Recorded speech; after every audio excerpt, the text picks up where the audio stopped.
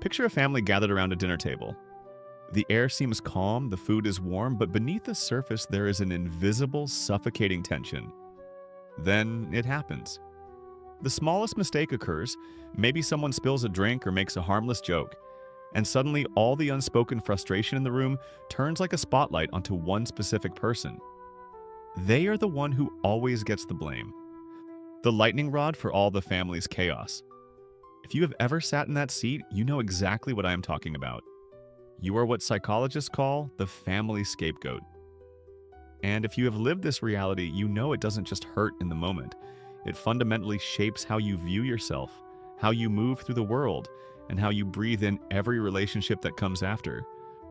For years, you have probably carried a heavy, secret belief. Maybe I really am the problem. Maybe I ruin everything. But today, we are going to completely shatter that belief.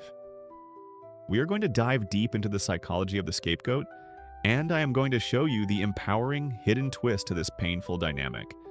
Because the truth is, being the scapegoat doesn't mean you are broken. It means you were the only one strong enough to break the cycle.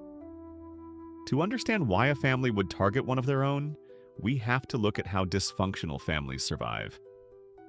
Every family carries hidden tensions, secrets, regrets, financial struggles, unhealed wounds, and unspoken conflicts. In a healthy family, people talk about these things. In a dysfunctional family, those secrets are far too painful to face. Instead of dealing with their issues, they unconsciously create a system of roles to keep the family from collapsing. You have the golden child who gets the praise, the peacemaker who smooths over fights, the invisible one, and finally, the scapegoat. The scapegoat is the person chosen to absorb everything that the rest of the family refuses to touch. Psychologists call this defense mechanism projective identification. Here's how it works. The family takes all the shame, anger, and inadequacy they cannot accept within themselves, and they force it onto you. If the parents secretly feel like failures, you are painted as the failure. If the family harbors deep-seated anger, you're labeled as the angry, difficult one. The role becomes a mirror, reflecting not who you truly are, but everything the family cannot accept about itself. Why do they do this? Because it creates a toxic kind of stability known as family homeostasis. Even if that stability is incredibly unhealthy, to the family, it feels safer than change. You become their pressure valve.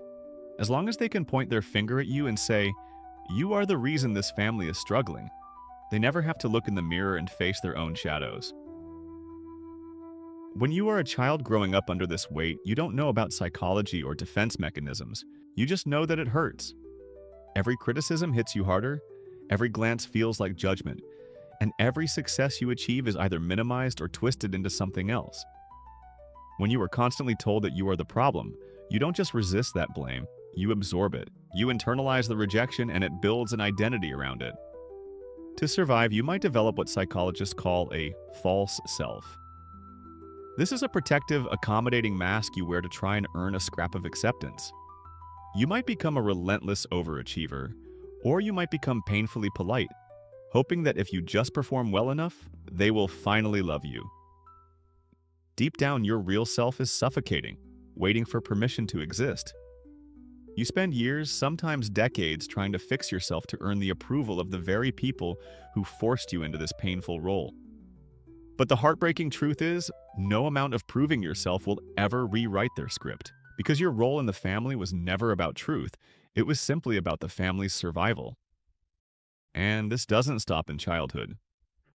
Research shows that former scapegoats often carry this into adulthood, struggling with boundaries, over-apologizing, or staying in toxic relationships simply because their nervous system has been wired to expect rejection. You walk into new rooms already bracing for the blame. Now, I want you to listen to me very carefully.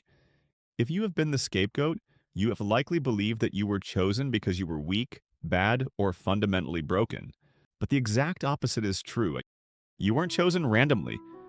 You were chosen because you were the strongest. Dysfunctional families don't project their shadow onto the weak. They project it onto the one who threatens their illusion. The scapegoat is almost always the most sensitive, intuitive, and honest person in the family system. You were the truth teller. You were the one who unconsciously saw through the family's lies and refused to participate in their collective denial. Your sheer presence, your honesty, and your vulnerability threatened the family's fragile house of cards. Maybe you were more sensitive and they couldn't tolerate vulnerability. Maybe you were more rebellious and they couldn't tolerate defiance. You became a mirror reflecting back the exact things they were terrified to face. And because they could not tolerate the truth, they exiled you. They silenced you and pushed you out, not because you were the problem, but because your strength exposed their weakness. This brings us to the most empowering twist of all. While the rest of the family system remains trapped, the golden child performing endlessly for approval, the peacemaker hiding from conflict, you were pushed out into the cold. But that painful exile is exactly what saves you. Being rejected demands that you look inward for your own strength. The pain becomes your fuel. The exile becomes the seeker.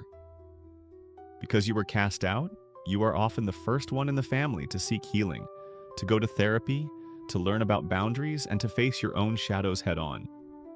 You become the generational cycle breaker. You are the one who finally stands up and says, "This ends with me." The very role that once crushed you becomes the catalyst for your profound transformation. You develop incredible resilience, sharp intuition, and a depth of empathy that allows you to walk into a room and feel the unspoken energy instantly. You turn your pain into deep wisdom and compassion. The very person who was blamed for everything becomes the one who has the power to transform everything. Healing begins the moment you truly realize that the blame you carried was never yours. It was projection. It was displacement. You are not defined by the story your family told about you. You are the one who felt what others could not bear to feel and saw what they could not bear to see. You have the power to step out of the role that was handed to you and finally set down the heavy mirror you were forced to hold for everyone else. The world doesn't need you to carry the blame anymore. The world needs the deeply empathetic, resilient truth teller you were always meant to be. You are not the problem. You are the possibility.